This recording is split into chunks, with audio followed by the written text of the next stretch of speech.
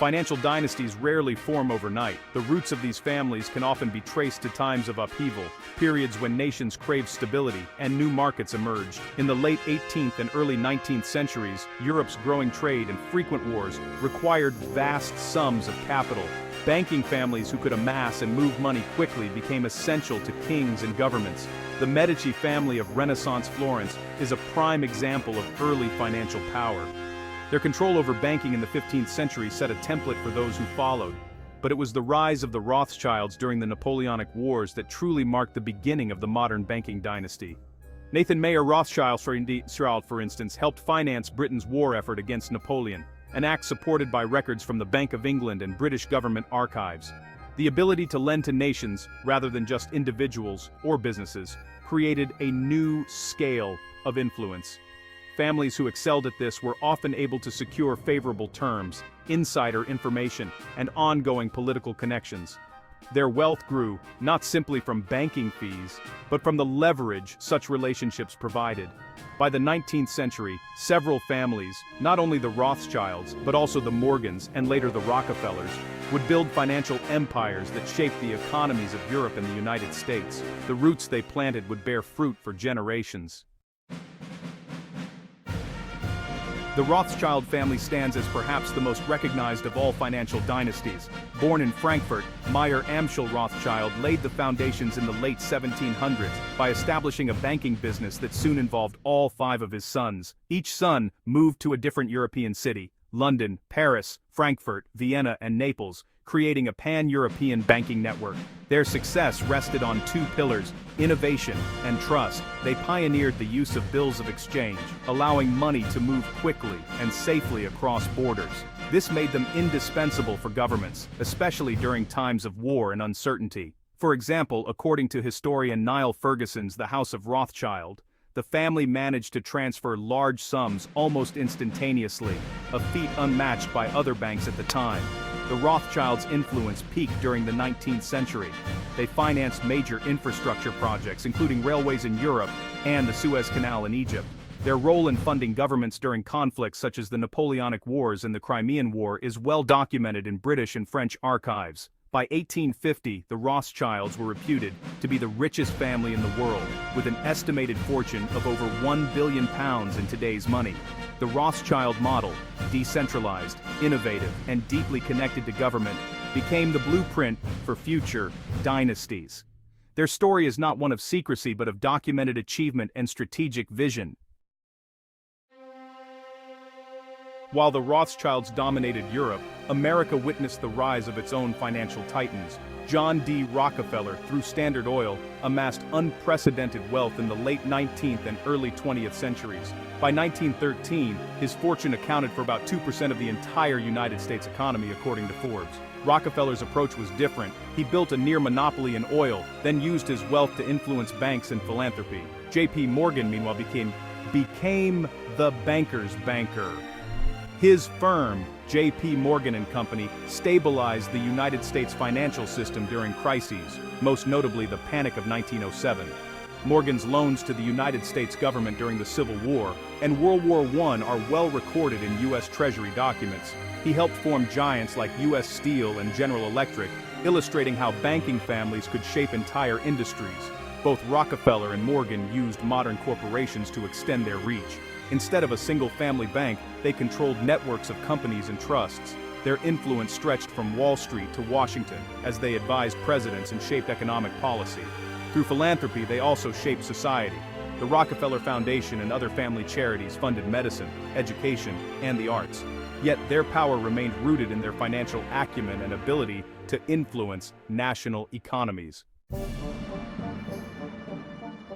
The power of banking families was not confined to their home countries. Their networks, spanned continents, linking the capitals of Europe and the Americas. The Rothschilds, for example, coordinated banking operations across 5 major cities, using coded letters and trusted agents. This allowed them to evade blockades and political turmoil, critical abilities during unstable times.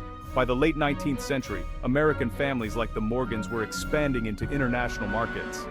J.P. Morgan's firm was instrumental in floating European bonds in the United States, and vice versa. According to the Federal Reserve Bank of New York, by 1900, nearly 40% of U.S. corporate bonds were held by European investors, much of it arranged by Morgan and other key bankers. These networks really mattered in times of crisis. During World War I, for example, the Rothschilds and Morgans coordinated large-scale loans to Allied governments. The flow of capital across the Atlantic was mapped in countless wartime financial records. These families became not only financiers of business, but also, at times, financiers of peace and war. This global web of finance enabled certain families to shape events on a scale that, honestly, few could rival. Their decisions impacted currencies, industries, and even the destinies of nations. The influence of financial dynasties extended to the highest levels of policy and government. In the United States, J.P. Morgan's intervention during the Panic of 1907 helped avert a national financial collapse. His actions led directly to the creation of the Federal Reserve System in 1913, as documented by the National Monetary Commission. In Europe, the Rothschilds were often consulted by monarchs and ministers.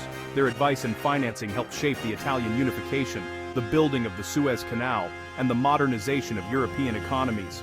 Official correspondence in the British National Archives and French state records confirms their involvement in treaties and major projects.